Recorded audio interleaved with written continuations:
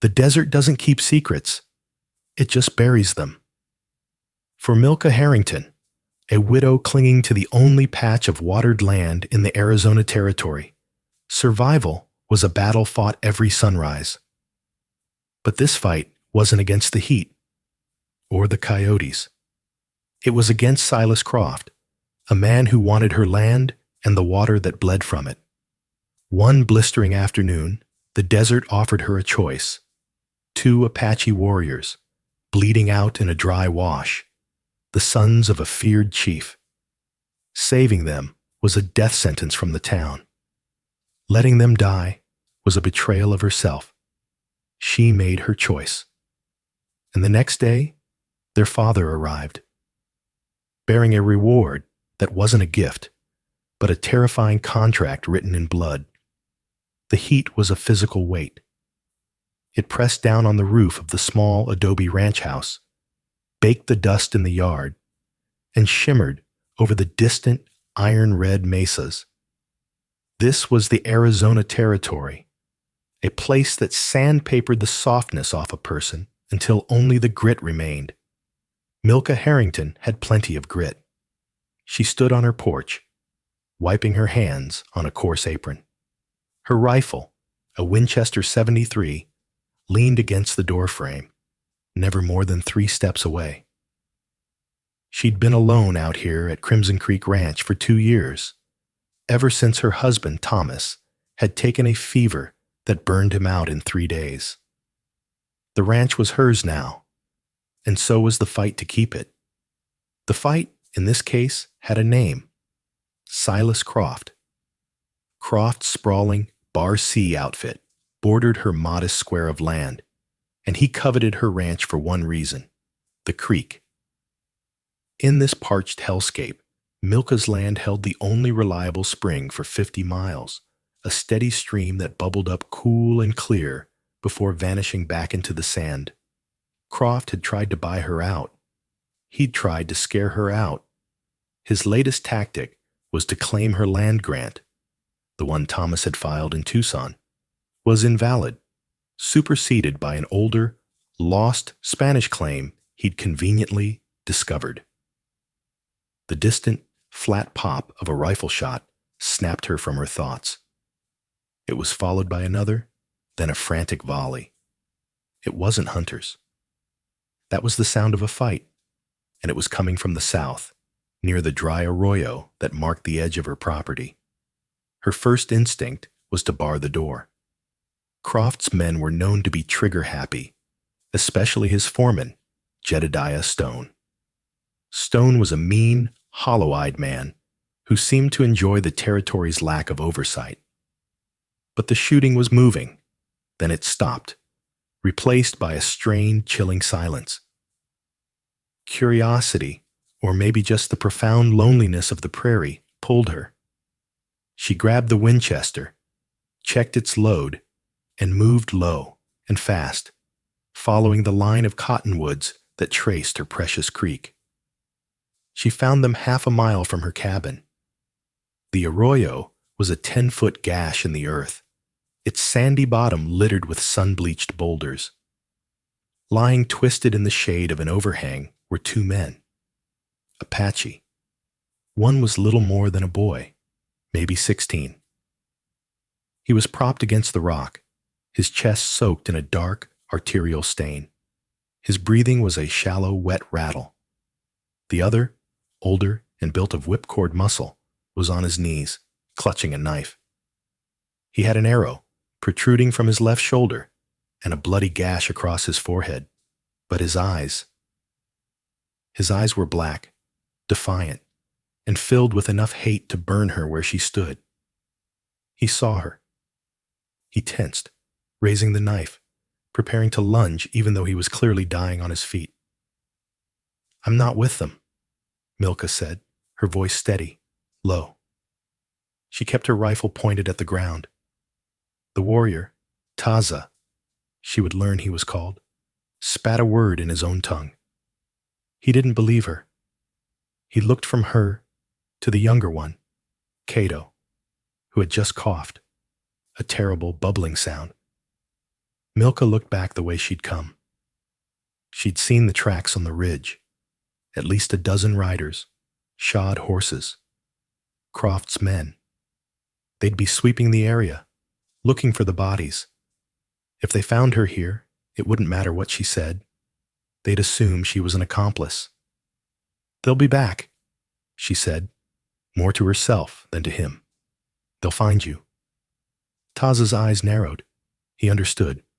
He looked at Cato. The boy's eyes were closed now, his face a pale, waxy color beneath his dark skin. "Help him," Taza whispered. The English broken, but clear. He nodded at his brother. "Not me. Him." Milka looked at the boy. The wound was bad, high on the chest. He'd be dead in an hour. Helping them was suicide. Croft would have the excuse he needed to burn her out, and the sheriff in Tucson would call it justifiable. She looked at Taza.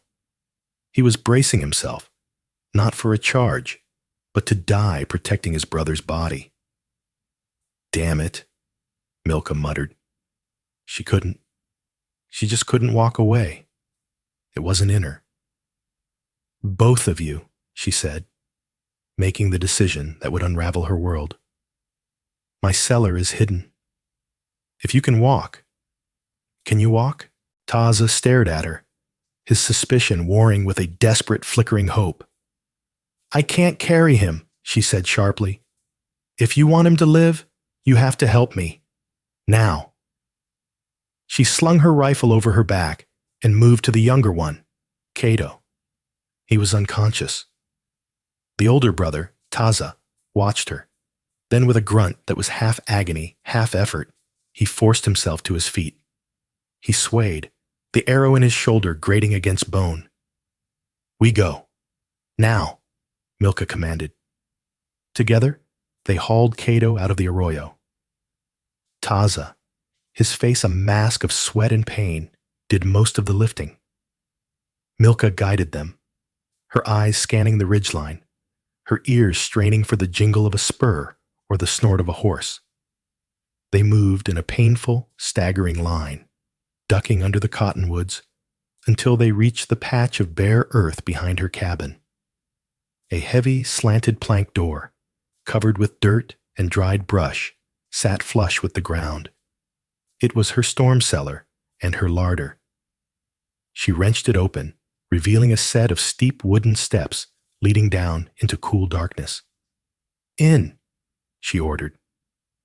Taza laid his brother down as gently as he could, then stumbled down the steps. Milka followed, pulling the heavy door shut over their heads, plunging them into a blackness that smelled of cured meat, damp earth, and now copper-sharp blood. She lit a lantern. The cellar was small, but clean. Shelves lined one wall, barrels the other. Taza was already hovering over his brother. Cato was paler now, his lips blue.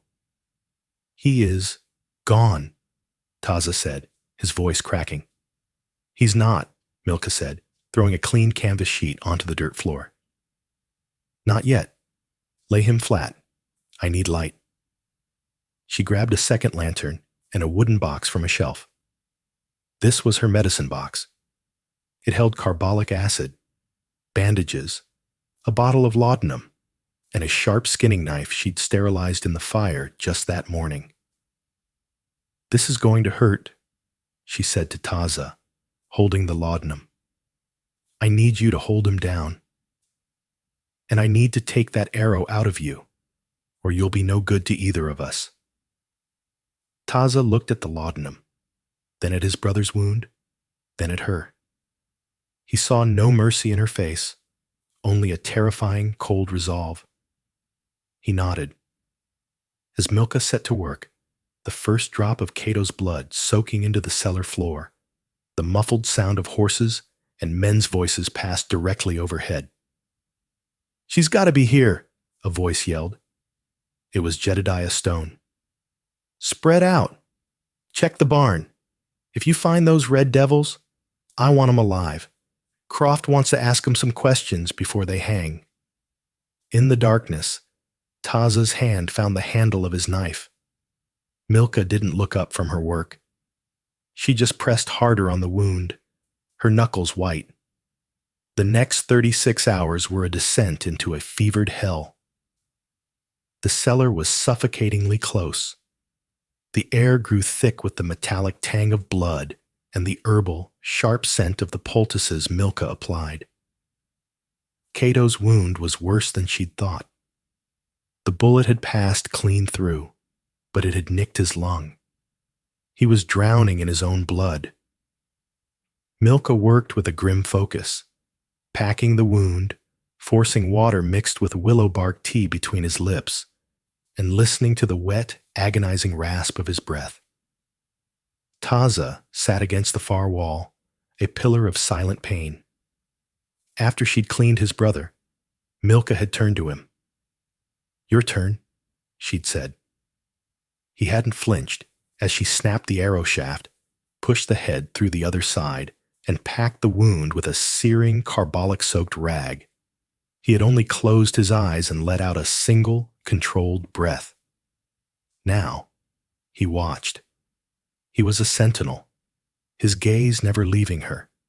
It wasn't gratitude, it was assessment. He was measuring her, trying to understand why. In his world, a white woman would sooner put a bullet in them than a bandage. "Why?" he finally asked, his voice a dry rasp. Milka didn't look up from changing Cato's dressing. The boy was burning with fever, tossing his head and murmuring in his own language.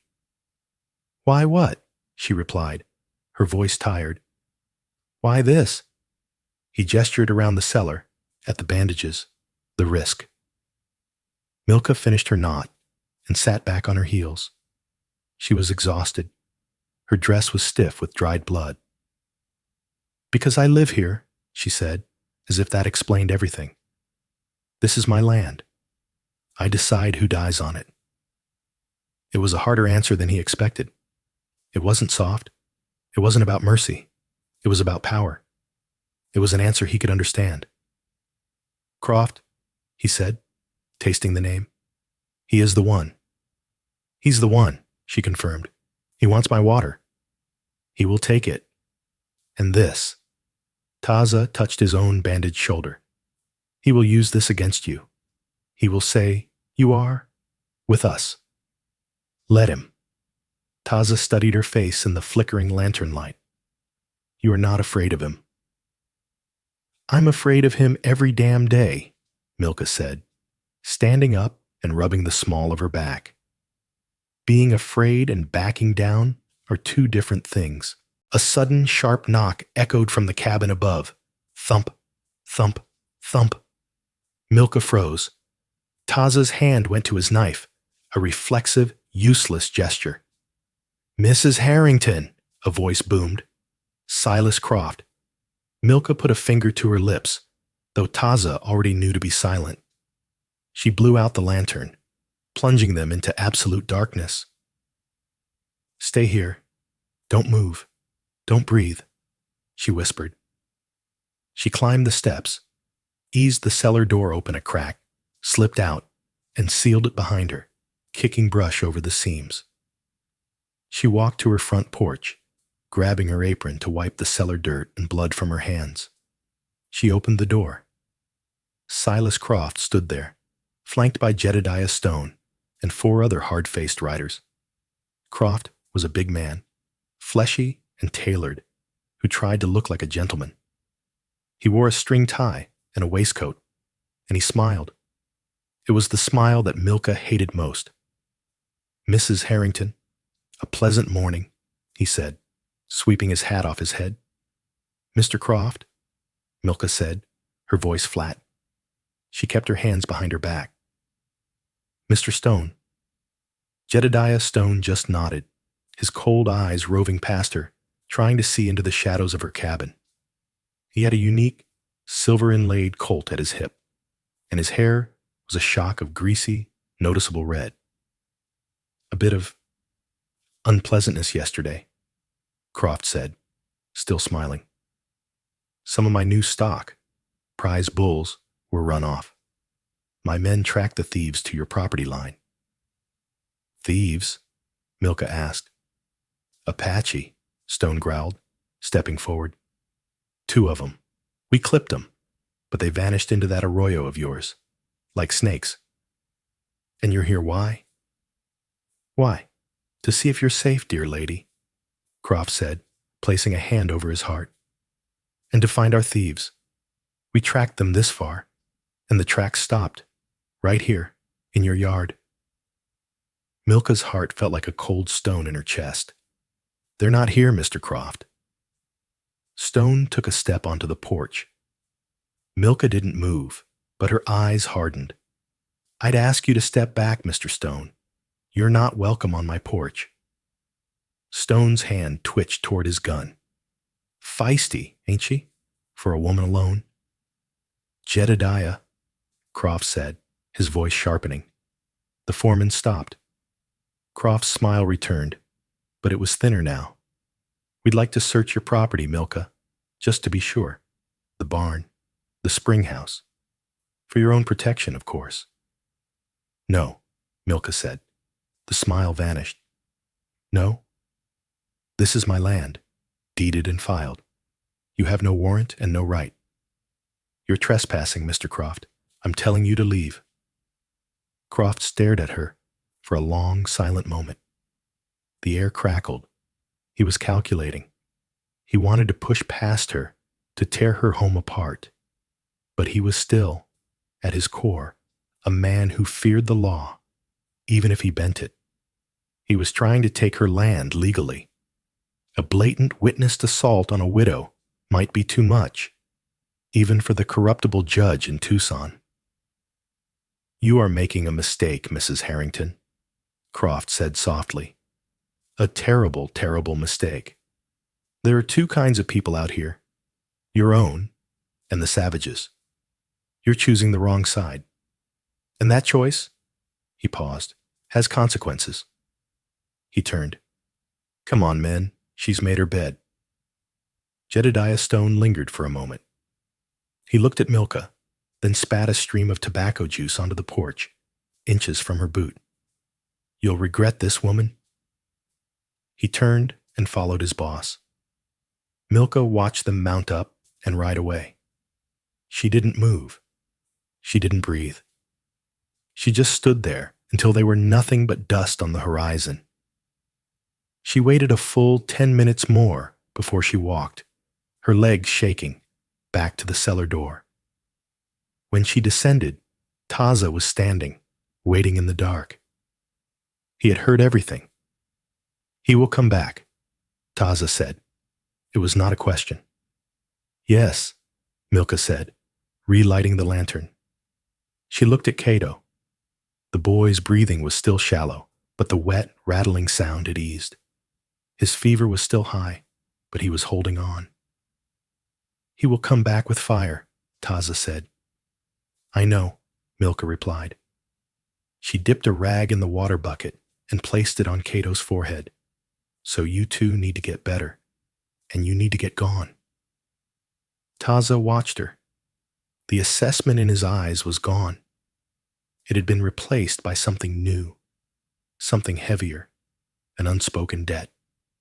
He knew, and she knew, that she had just signed her own death warrant to save his brother. For 2 more days, the ranch existed in a state of suspended animation. The silence of the desert was absolute, but it felt wrong. It was the quiet of a panther stalking, not the quiet of peace. Inside the cellar, Cato's fever broke. On the morning of the 3rd day, Milka descended the steps with a bowl of thin broth to find Taza helping his brother sit up. Cato was pale, gaunt, and weak, but his eyes were clear. He looked at Milka, and for the first time, she saw the boy he was, not the warrior. He offered her a weak, grateful nod. He will live, Taza said. It was a statement of fact. He's strong, Milka agreed, handing him the bowl. You both are, but you're not strong enough to run. Not yet. We will be, Taza said. Tonight. We leave tonight. And go where? Milka asked. Croft will have men watching the passes. He's not stupid. We will not use the passes, Taza said, a grim set to his jaw. We know the land. We will go where the horses cannot. Milka knew he was right. But she also knew they were still too weak. A cold dread settled on her. She had bought them time, but it was running out. She went about her morning chores, forcing a sense of normalcy. She fed her chickens. She checked the water level at the creek. She carried her Winchester everywhere. The land felt empty, but she felt watched. She scanned the ridges, expecting to see the glint of sunlight on a rifle barrel. She saw nothing. Around noon, she was returning from the spring house when she saw it. At first, she thought it was a mirage, a trick of the heat. A single rider, sitting motionless on a pony on the ridge to the east. He was too far to make out details, but he wasn't white. He was just watching. Milka's hand tightened on her rifle. Then another appeared, and another, and another. Within a minute, the entire ridge was lined with them. Perhaps 30 Apache warriors, sitting silent and still on their mounts, looking down on her ranch. They were not in war paint, but they were armed. This was not a raid. It was an arrival. Her blood ran cold. This was worse than Croft. She backed slowly toward her cabin. She didn't run. She kept her rifle held low, ready. They did not move. They just watched her. She reached the porch. Taza, she called out, her voice sharp. Come up, now. A moment later, the cellar door pushed open. Taza emerged, blinking in the bright sun. He still moved stiffly, his arm bound to his chest, but he was on his feet. He saw the ridge, and he froze. Taza, she said, her voice low. Who are they? Cato, struggling, emerged behind his brother. When Taza saw his brother was out, he raised his good arm and gave a short, sharp cry. From the ridge, an answering call. One rider detached himself from the group and began a slow, deliberate descent toward the ranch. He was not a young warrior. He was an older man, broad-shouldered, with a face that looked like it had been carved from the same red rock as the mesas. His hair was streaked with gray, and he rode with an authority that needed no weapon to enforce. He rode directly into her yard and stopped, his horse tossing its head. Taza and Cato moved forward and stood before him, their heads bowed. The man looked at his sons. He looked at Cato's pale face and the clean bandages. He looked at Taza's bound arm. His expression did not change. He was utterly, terrifyingly unreadable. Then his gaze shifted. He looked at Milka. She stood on her porch, her knuckles white on the Winchester. She had not moved. She would not show fear. The man spoke to his sons in their own tongue, his voice a low rumble. Taza replied, speaking for several minutes.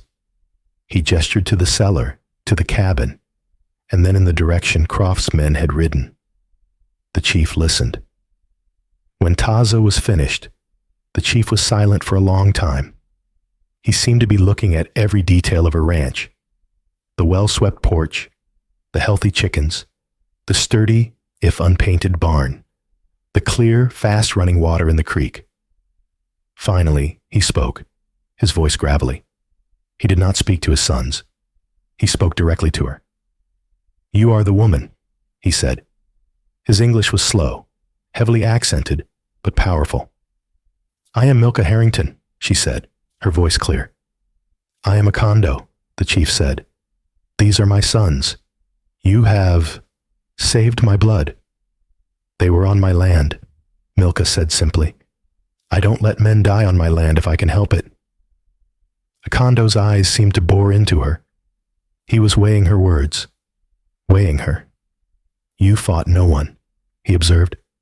You used this.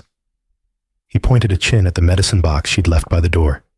It's what I had. You have courage, Akando said, but you have no wisdom. You have made an enemy of the white man, for them. He nodded at his sons. Silas Croft was my enemy long before your sons fell in that arroyo, Milka stated.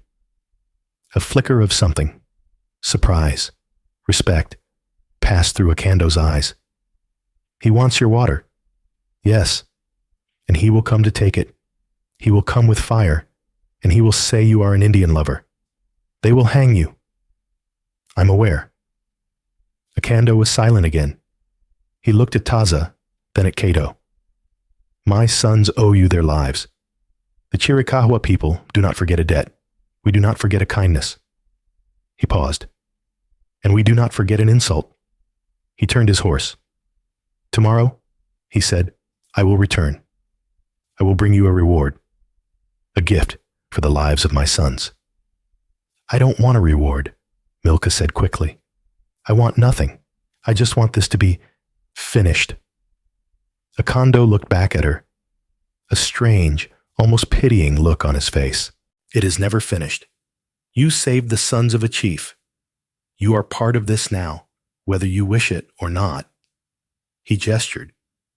2 warriors ran down the slope, leading horses for Taza and Cato. They were helped onto their mounts.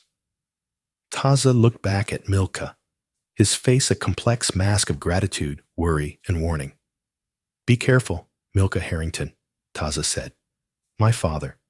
His gifts are not always simple. Then, as one, the entire war band turned and rode back up the ridge. In a single, fluid motion, they crested the rise and vanished. It was as if they had never been there at all. Milka was left standing in her yard, the silence ringing in her ears. She was alone again, but she felt more exposed, more threatened than she ever had in her life. A reward, she whispered to herself, her stomach clenching. A suspicious reward. Milka did not sleep. She sat in her rocking chair by the cabin's single window, her rifle across her lap, and watched the moon trace its silver path across the yard. Every shadow seemed to hold a threat. Every skitter of a lizard or hoot of an owl was the precursor to an attack. Would it be Croft, coming back with fire and rope? Or would it be Akando, returning with his gift? She feared both. Croft was a greedy, cruel man, but he was predictable. Akando was something else. He was a force of the desert itself, ancient, patient, and utterly ruthless. His eyes held no law, she understood. Dawn broke, painting the sky in shades of bruised purple and fiery orange. The day brought no relief, only a dry, anxious heat. Around mid-morning, he returned. This time, he was not alone with his warriors. He came with only Taza and Cato, and 2 other men leading a mule. The mule was laden with a heavy pack. Milka met them on the porch. She had brushed her hair and put on a clean apron. Whatever this was, she would meet it on her feet as the owner of Crimson Creek. Akando dismounted. His sons remained on their horses, watching. The chief walked toward her, stopping a few feet away. I said I would bring a gift, Akando said. I told you I want no gift, Milka replied, her voice firm. It is not a matter of what you want, Akando said. It is a matter of honor. My blood was saved. The debt must be paid. He motioned to his men. They untied the pack from the mule and brought forward a large, heavy object wrapped in oilcloth. They set it at her feet. Milka looked down at it. It was a chest. Old, dark wood, bound with tarnished brass. It looked Spanish, perhaps a century old. What is this? She asked.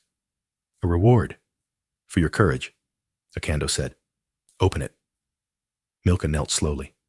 Her hands were shaking, just slightly. She untied the oilcloth and pushed back the heavy lid. The chest was filled with items.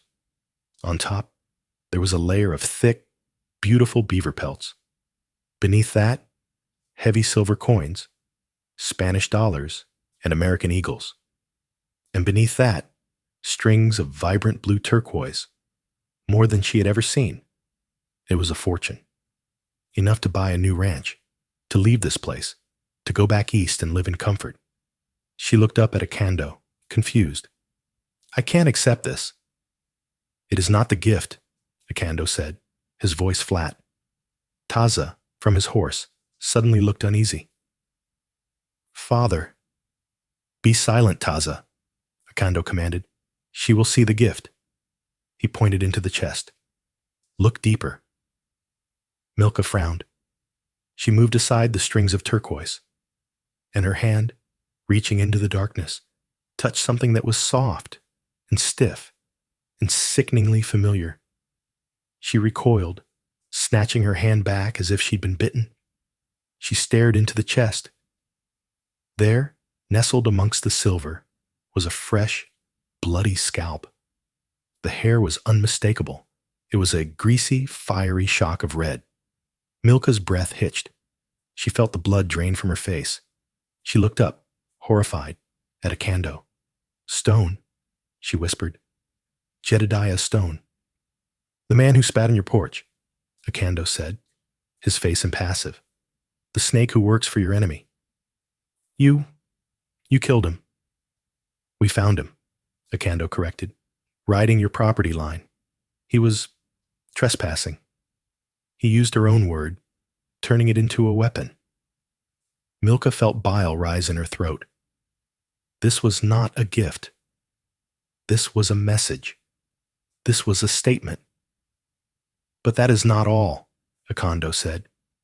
He reached into his own saddlebag and pulled out a rolled piece of parchment, yellowed with age and tied with a leather cord. He tossed it onto the porch. It landed next to the open, stinking chest. What is it? She asked, her voice trembling. It is your land, Akando said. The true deed. The old Spanish grant. The one your enemy, Silas Croft, has been searching for. The one he claims gives him the right to this water. Milka stared at the scroll. This was the document Croft was using to ruin her. Where? Where did you get this? We took it, Akando said simply, from Croft's house. While we were hunting the red-haired man, my sons paid a visit to your enemy's ranch house. Milsa's mind reeled. Akando hadn't just killed Stone. He had raided Croft's home. He will know, she said, her mind racing. He'll know Stone is dead. He'll know the deed is gone. He'll know it was you. And he'll know you came from here. Yes, Akando said. And then, the final, terrifying piece of the puzzle fell into place. The full, awful weight of the reward settled on her. You've done this for me, she said. I have paid the debt, Akando stated. I have removed the snake from your path, and I have given you the paper that makes you safe from the white man's law. Safe? She repeated, her voice rising. You think this makes me safe? You've just signed my death warrant. You've painted a target on my back. Croft will come here with everything he has. He'll say I conspired with you. He'll have the whole territory behind him. Yes, Akando said, utterly calm. Why? Milka screamed, gesturing at the gruesome chest. Why would you do this? Because now, Akando said, his voice dropping to a low, powerful growl, your enemy is my enemy, and my enemy is your enemy. You are no longer a white woman alone. You are an ally of the Chiricahua. You are ours to protect. When he comes for you, he comes for us. Milka stared at him, horrified. This was the reward. It wasn't the silver. It wasn't the deed. It wasn't even the death of her enemy's foreman. The reward was an alliance, a forced, blood-soaked alliance. She had saved his sons, so he had saved her. He had removed her problem, scalped her enemy, and stolen the document that secured her land. He had tied her to him with a chain of blood and honor that she could never break. She was no longer neutral. She was no longer just a widow fighting a land baron. She was now, in the eyes of the entire world, a friend to the Apache. And Silas Croft was a man who would never, ever forgive that. "The debt is paid," Akondo said. He mounted his horse. "No," Milka said, her voice shaking with a new, cold fury. "The debt is not paid. You've just created a new one." Akondo looked down at her. For the first time, he smiled. It was a terrifying sight. "Yes," he said, "it is." He turned, and with his sons, he rode away, leaving Milka Harrington alone on her porch with a chest full of treasure, a priceless deed, and the bloody scalp of Jedediah Stone. The sun beat down on the open chest. The smell of death began to rise in the heat. Milka stood frozen for a full minute, her mind a storm of panic and rage. Akando's gift was a strategic masterstroke. He had boxed her in, given her no choice. He hadn't just protected her, he had claimed her. Her first instinct was to ride after him, to throw the gruesome scalp at his feet. But she knew that was pointless. He would not take it back. Her second instinct was to run, take the silver, take the deed, and ride for Tucson. But she knew that was also a fantasy. Croft would have her hunted down. And now, Akando would see it as a betrayal. She was trapped between two kings, two ruthless men who saw her as a pawn. "No," she said aloud, her voice a low, dangerous growl. "I am not a pawn." She moved with sudden, violent purpose. She grabbed the scalp from the chest, marched to her woodpile, grabbed her shovel, and went behind the barn. She dug a hole, deep, and threw the grisly token in, covering it with dirt and rocks. She would not honor it. She returned to the chest, the silver and turquoise. It was blood money. She wouldn't touch it. She slammed the lid shut, and using all her strength, dragged the heavy Spanish chest into her cabin and shoved it under her bed, out of sight. Then she looked at the deed, the Spanish land grant, the one thing that could legally save her ranch. Akando had given her the perfect legal weapon. She picked it up. She could ride to Tucson, file it with the magistrate, and Croft would be ruined.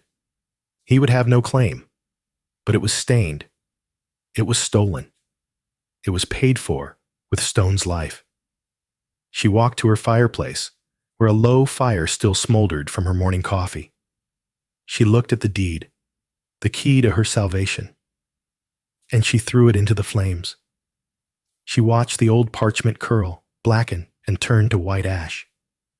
"I'll keep my land," she whispered to the fire, "but I'll keep it my way, with my own deed, with my own hands." She had made her choice.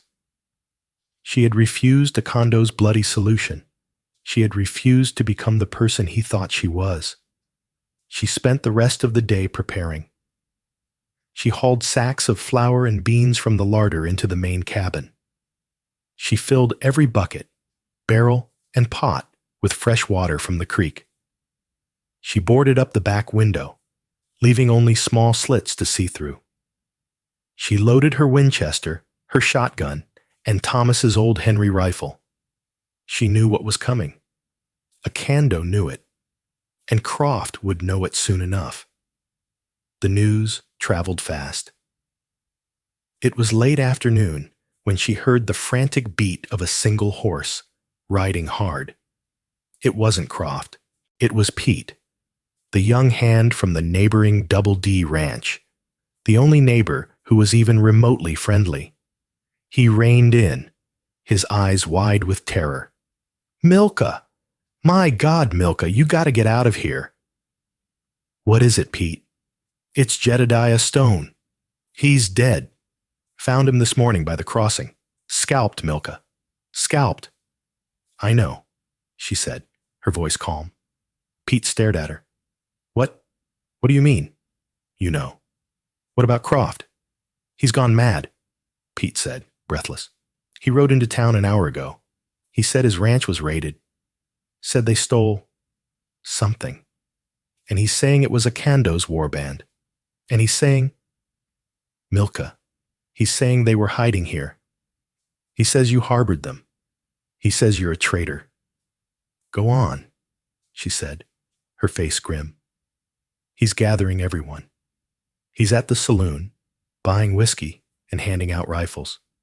He's not talking about a sheriff, Milka. He's talking about a posse. He's talking about a rope. They're coming for you. You have to ride. I'm not riding, Milka said. She checked the load in her shotgun. You're going to fight them? Pete looked at her like she was insane. It's 30 men, Milka. Maybe more. They'll kill you. This is my land, Pete. My home. It's just dirt. It's not worth your life. It is to me, she said. She looked at him, and her expression softened for a moment. You're a good man, Pete. Now you need to get out of here. If they see you here, they'll loop you in with me. Go, and don't look back. Pete hesitated, his face torn.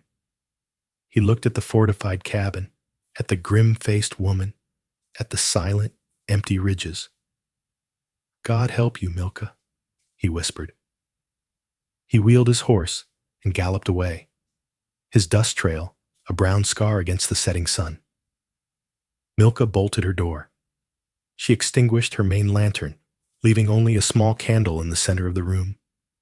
She sat in her chair, the shotgun across her lap, and began the wait. The sun went down. The world turned to a deep, bruised purple, then to black. And then she heard them. It wasn't a stealthy approach. It was a wave of noise, drunken shouts, the thud of hooves, the jingle of spurs. They were coming, and they were coming for blood. A voice, thick with rage and whiskey, roared through the night. Milka Harrington, you are accused of consorting with savages, of treason against your own kind. We've come to serve justice. It was Silas Croft. A shot rang out, and a bullet splintered the wood of her door. The siege of Crimson Creek had begun. Come out, woman, Croft roared. Come out and face your judgment. Milka stayed silent. She moved from the chair to the slit in her boarded window. In the moonlight, she could see them. A dark mass of horses and men, maybe 25 or 30, fanned out in a half circle around her cabin. They were a mob, not an army. Drunk, angry, and confident. She ain't coming out, boss, another voice slurred. Then burn her out, Croft bellowed.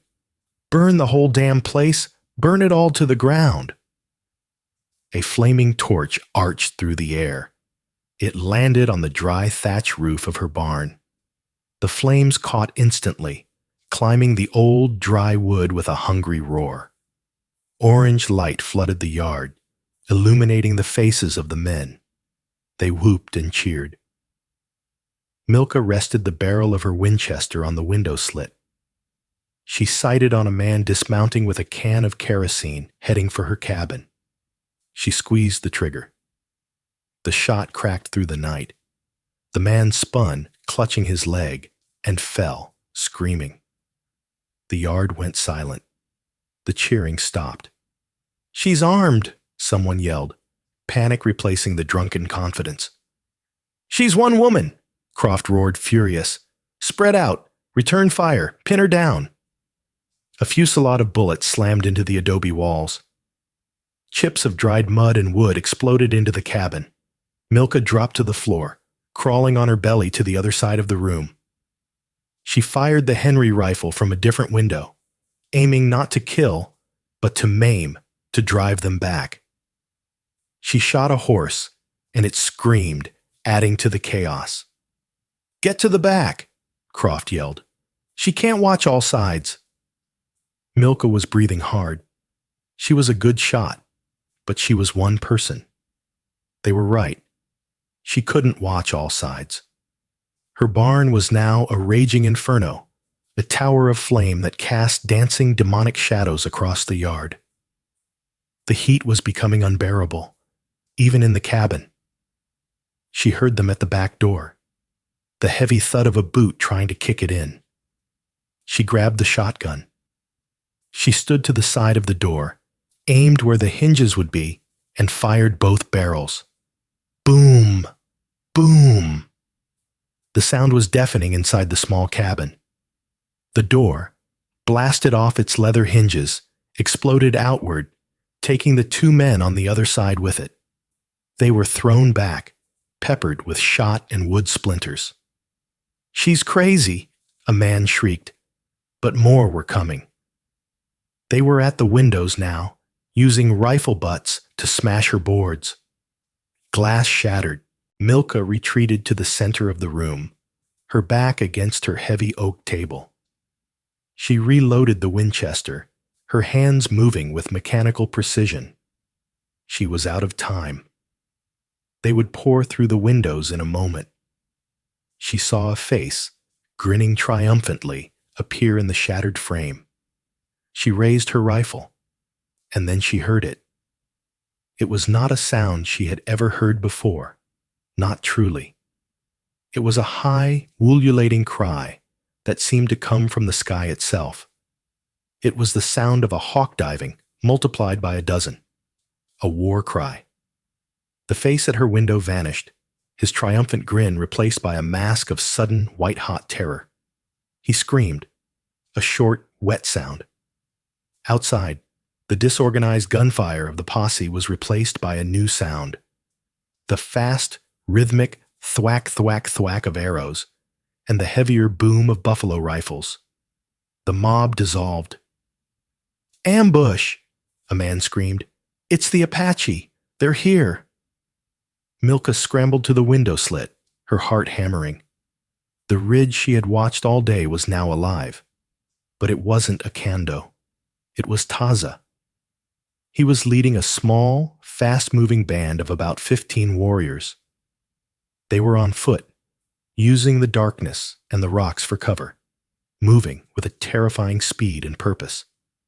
Akando's reward had not been a single act. The scalp, the deed, that was just the opening move. He knew Croft would retaliate. He had anticipated this. He had left his sons to watch her. The Apache warriors hit the posse from the rear, from the darkness. Croft's men, blinded by the light of the burning barn, were perfect silhouettes. They were caught in a crossfire. Milka's cabin at their front, and Taza's warriors at their back. It was a rout. It wasn't a battle. It was a harvest. Men who had been drunkenly calling for her blood seconds before were now screaming for their lives, scrambling for their horses.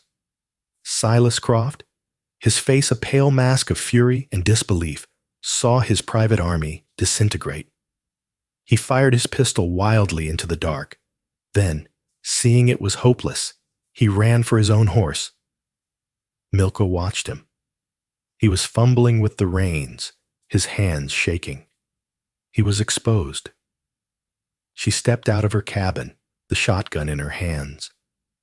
The air was thick with smoke and the smell of gunpowder. She walked calmly into the middle of her yard, the inferno of her barn blazing beside her. Croft saw her. His eyes went wide. He raised his pistol. Milka was faster. She raised the shotgun and fired. The buckshot ripped through the air, not at Croft, but at the ground by his horse's feet. The animal screamed, reared, and broke free, galloping off into the night. Silas Croft was left alone, on foot, unarmed. From the darkness, Taza and Cato emerged, walking into the firelight. Their faces were grim. They held knives. The fight was over. Now, the reckoning. "No," Croft pleaded, backing away. "No, please." Taza looked at Milka. He was asking permission. This man had tried to kill her. He had burned her property. By his code, and by the code Akando had established, his life was forfeit. It was her right to see him killed. Croft, panting, stumbled, and fell. He looked up at Milka, his bravado gone, replaced by a raw, pathetic terror. "Mercy, Milka. Mrs. Harrington. Please." Milka looked at him, a puddle of a man, stripped of his power. Then she looked at Taza, who was waiting for her word. This was the true test. This was the moment Akando had engineered. Would she accept the blood alliance? Would she order the death of her enemy, sealing her bond with the Apache forever? The yard was silent, save for the roar of the burning barn and the moans of the wounded. The surviving members of Croft's posse had vanished into the darkness, pursued by Taza's warriors. Only Croft remained, exposed and helpless. Taza took a step toward him, his knife held low. Cato moved to flank him. "Milka," Taza said, his voice low. He did not look at Croft. He looked at her. "It is finished." He was offering her the kill, the ultimate payment for the debt.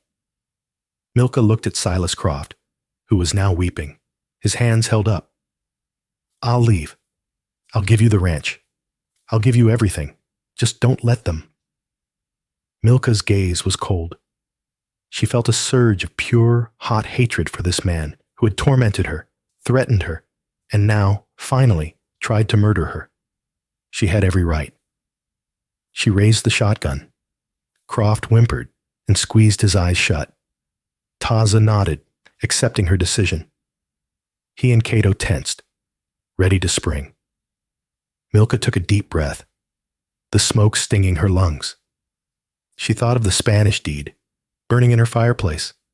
She thought of the scalp, buried behind the barn. "No," she said. Taza and Cato froze. They looked at her, confused. "No," Milka said again, her voice ringing with an authority that surprised even herself. She lowered the shotgun. "Let him go." Taza stared at her, his face a mask of disbelief. "Milka, he will come back. He will bring the soldiers." "No, he won't," Milka said, her eyes locked on Croft. "Will you, Silas?" Croft, stunned, shook his head frantically. "No, never, I swear." "He's a broken man," Milka said to Taza. "He has no men, he has no power, and he has no deed." Taza's eyes widened. He understood. She had burned it. She had refused the gift. "He's nothing," Milka said. "Killing him is nothing. It's just more blood. I'm done with blood." She looked at Croft, her face filled with contempt. "Get up." He scrambled to his feet. "You will walk back to town, Silas, and you will tell them what happened here. You will tell them you brought 30 men to kill one woman and that you failed. You will tell them you are a coward who ran, and you will never set foot on my land again."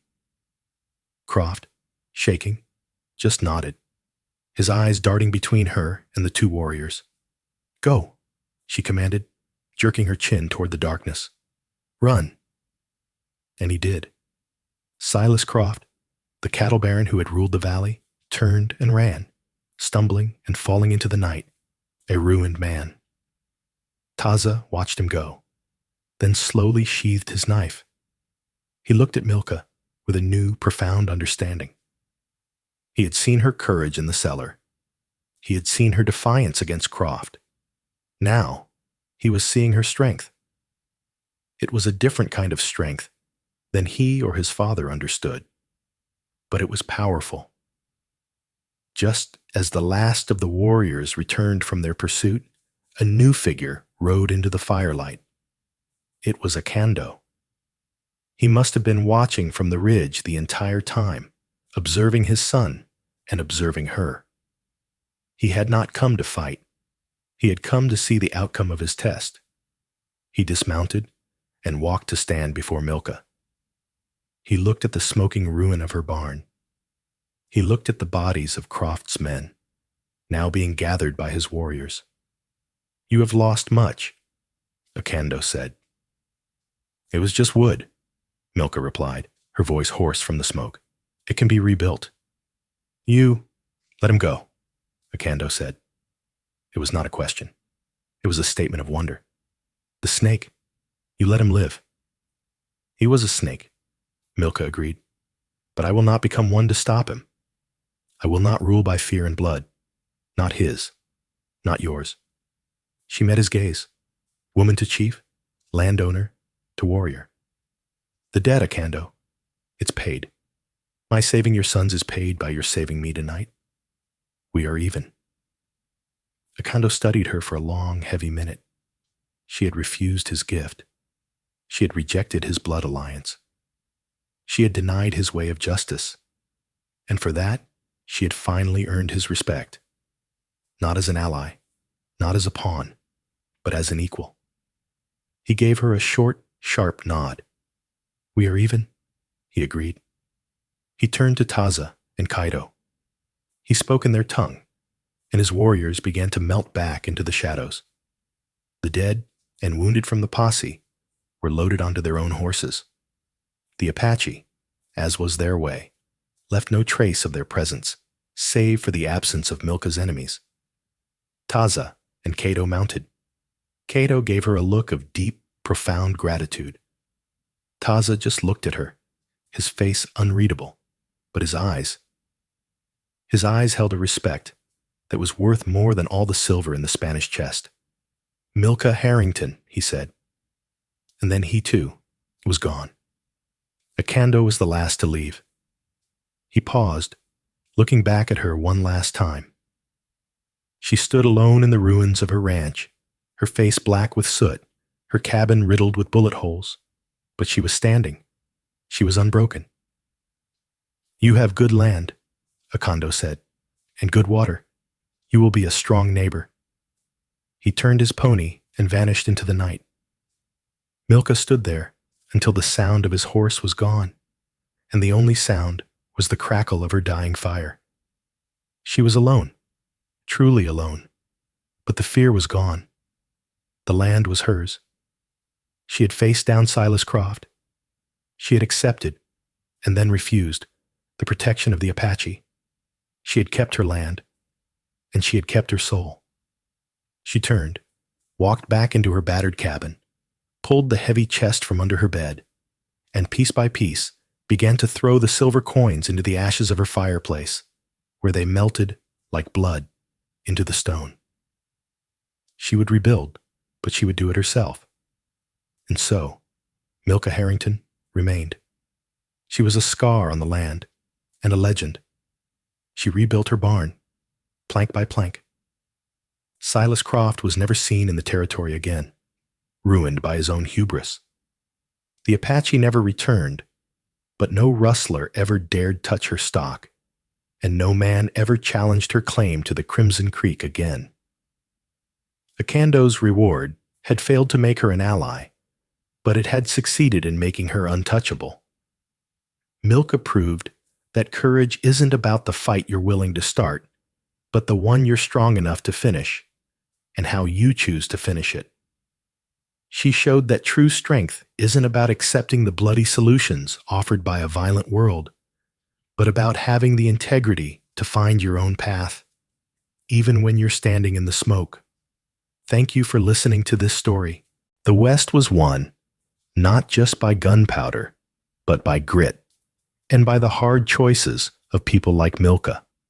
If you enjoyed this journey into the Wild West and the drama of the frontier, please show your support.